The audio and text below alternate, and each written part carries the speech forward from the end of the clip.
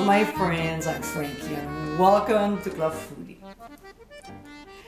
Growing up as a French girl, many food items that my parents made might be fancy for some of you. For us, just regular foods. The women in my family were making this garlic sauce called Aïoli. Not only is super easy to make, but also a great condiment to have on hand.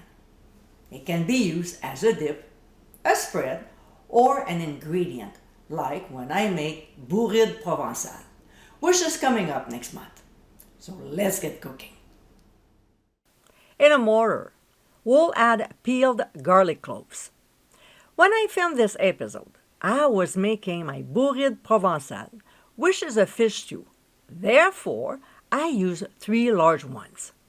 Depending on your recipe or your taste, you might want to adjust the amount and use less. Nonetheless, the procedure is the same. We'll add salt, a good amount of it, and using a pestle, we'll crush the garlic until it becomes a paste. It's not obvious at first, but you'll see.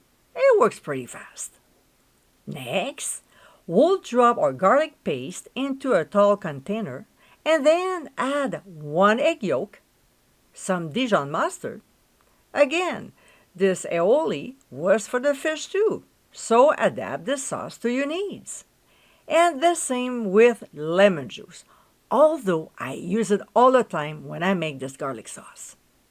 Now, using an immersion hand blender, we'll mix our ingredients. Some use a whisk.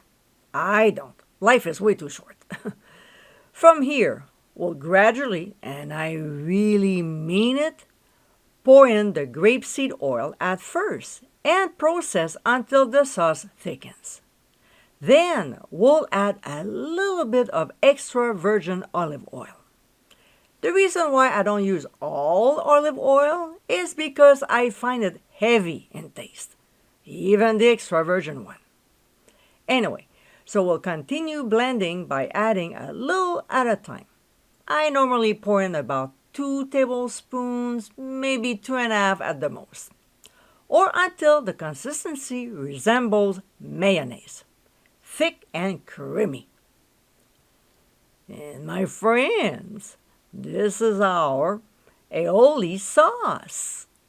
Incredibly quick and easy to make, this garlic sauce is an amazing one to add to your folder. It's so versatile. Besides being a perfect match for fish and seafood, it can also be a dip for onion rings, fries and veggies, a spread for sandwiches or burgers, and so on. I hope you give it a try soon, and be sure to visit clubfoodie.com for ingredient amounts, directions, and more info. Until next time, my friends, bon appétit!